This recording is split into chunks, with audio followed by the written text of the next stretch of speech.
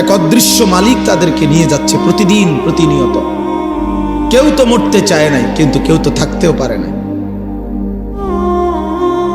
এজন্য এটাই অনিবার্য বাস্তবতা যে মরতেই হবে,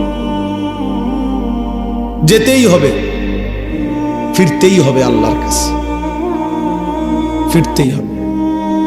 তাহলে কাজেই যেটা চিরন্তন বাস্তবতা, যেটা অনিবার্য সত্য, সেটাকে পাশ কাটানো বুদ্ধিমানের কাজ না। এটা কোনো বুদ্ধিমান হইতেই পারে না। মৃত্যু যেহেতু আমাকে বরণ করতেই হবে, আল্লাহর মুখোমুখি যেহেতু আমাকে হতেই হবে, কাজে বুদ্ধিমান তো সেই যে এই ব্যাপারে প্রস্তুতি নেই।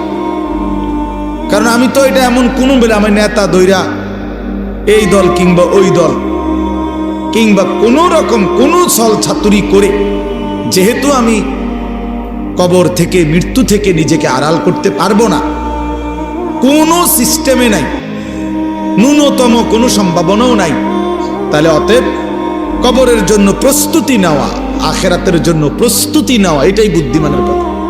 কারণ এটা তো আমাকে বরণ করতে হবে, তার চাইতে